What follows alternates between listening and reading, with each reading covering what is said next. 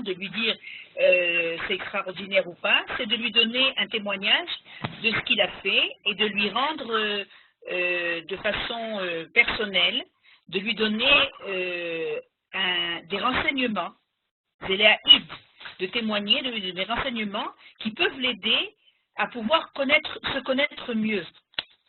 Et donc ça ne s'appelle pas juger ni critiquer, et l'enfant, de cette façon-là, est encouragé de continuer, parce qu'il a vu qu'il a été vu, il a été entendu, il a été apprécié, et on lui a donné des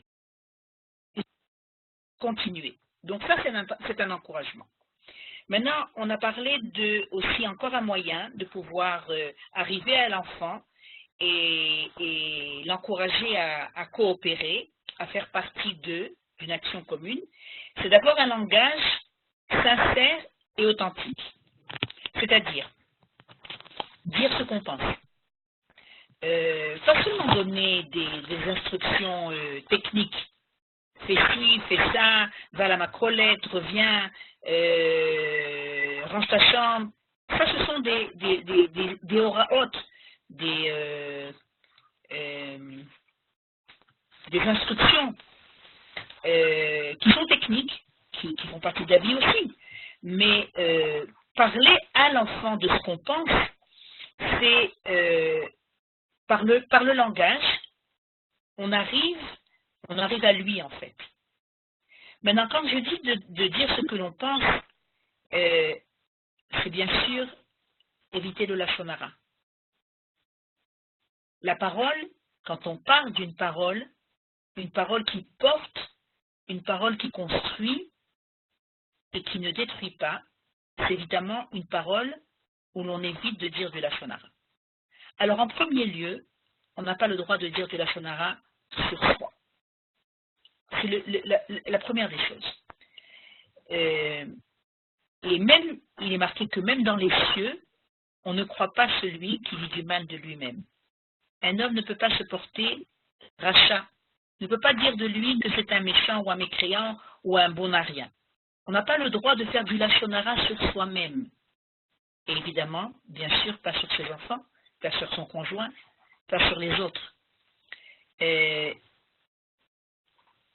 David Ameller dit une phrase: mon âme me dit que je suis injuste. Je ne suis pas injuste, je suis un chassid. Il est marqué Omra le nafshi ki chassid ani. Dis à mon âme que je suis chassid. Okay? C'est-à-dire qu'un homme n'a pas le droit de mal se juger.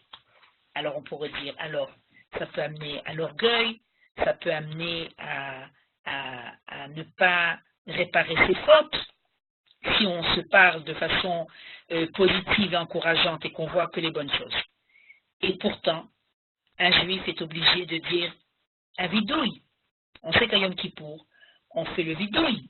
Donc, comment ça se coordonne?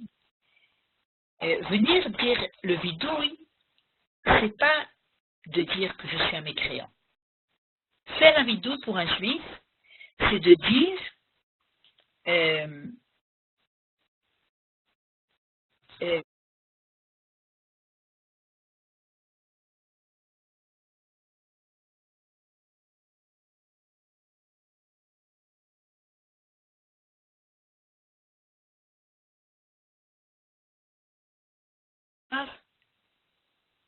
un bon œil sur soi, voir les bons points, voir les vertus, et seulement ensuite décider de réparer celles qui ne sont pas bonnes.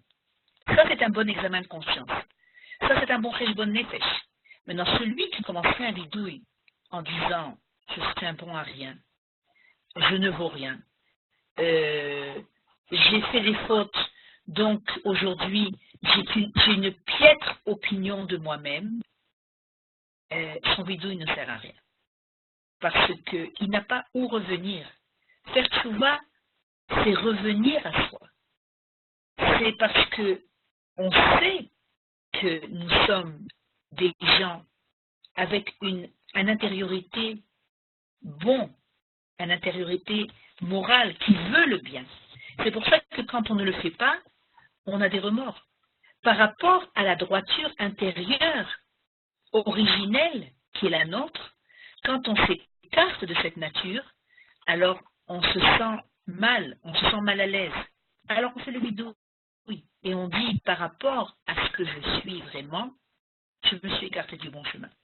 Donc, je viens expier ma faute. Je viens regretter ma faute. Maintenant, pour un enfant, c'est pareil. Pour un enfant, si on veut réprimander un enfant, ça doit commencer par l'amour. Ça doit commencer par voir en lui les bons côtés, par même parler des bons côtés. Mon fils, ma fille, je sais que je peux avoir confiance en toi. Je sais que tu veux bien agir. Et malgré tout, tu as flanché. Tu as fait quelque chose de mal. Par amour pour toi, je vais t'aider à remonter la pente. Par amour pour toi, je vais aussi te donner les moyens de le faire. Ce n'est pas suffisant de lui dire « il faut que tu te redresses ». Il faut l'aider à trouver la possibilité de le faire. Si par exemple, je me suis aperçu que mon enfant a ramené à la maison quelque chose qui ne lui appartient pas et qu'il a flanché sur ce qui s'appelle la droiture et qu'il a été tenté à voler, à s'accaparer d'un objet de son camarade ou même de faire quelque chose qui est des fois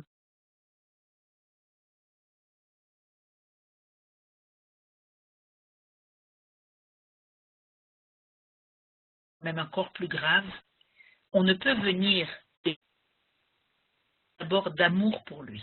Parce que si l'enfant sait et sent qu'on le fait par amour, alors il voudra nous écouter. Et très souvent, même des fois, il éclatera en pleurs et lui-même, il regrettera ce qu'il a fait. Mais si on vient et qu'on lui parle avec dureté et avec un manque de confiance, un manque de considération, notre langage ne pourra pas aboutir. Donc, si on veut l'encourager à coopérer, ce n'est pas en lui disant « mais en fait, tu es un parasite à la maison, mais en fait, tu es un bon à rien. Mais en fait, moi, je suis à la maison, je suis une servante pour tout le monde. Il n'y a personne qui m'écoute, il n'y a personne qui m'aide. » On ne va pas éveiller l'envie de l'enfant de nous aider, d'apporter sa contribution. Alors, pour reprendre, l'enfant, normalement, l'homme en général, l'être humain, est un être social. En tant que tel, ça devrait être naturel de vouloir aider. Si on ne le fait pas, c'est parce qu'il y a quelque chose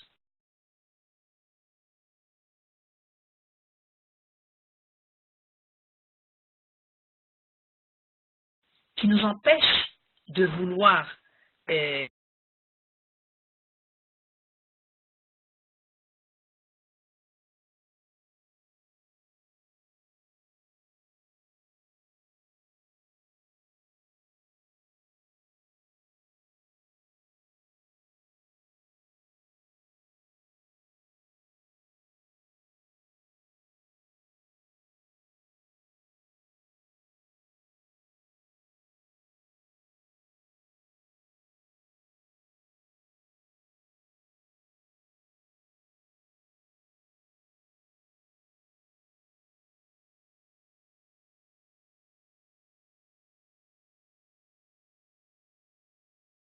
légal que nous avons.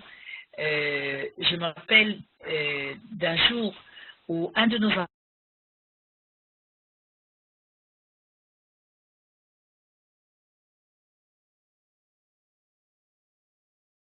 et leur voix Ken dans la chorale.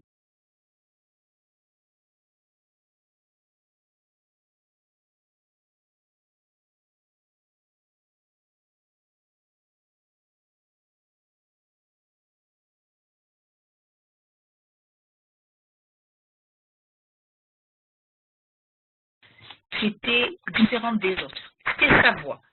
Et je me rappelle de son papa qui l'a regardé et avec un sourire surpris, il l'a encouragé en lui montrant que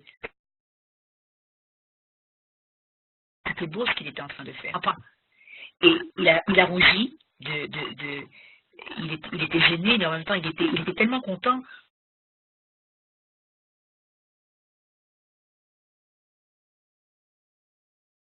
qu'on ait entendu sa voix. Et à partir de ce moment-là, donc, de savoir apprécier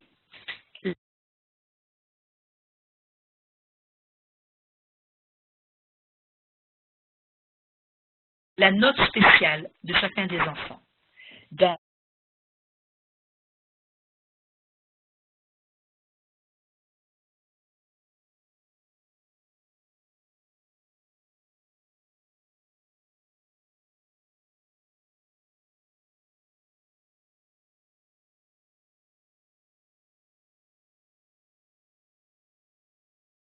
la fierté de faire partie de cette unité.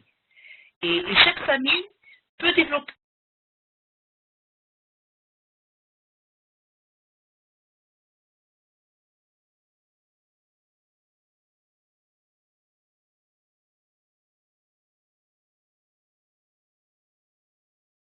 en évidence le talent de chacun, en essayant de ne pas les juger, en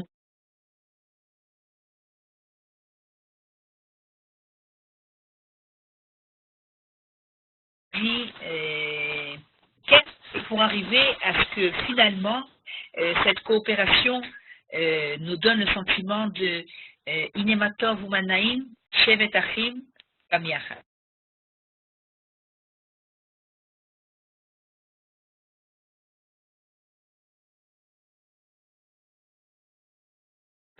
Voilà, ce sera tout pour aujourd'hui et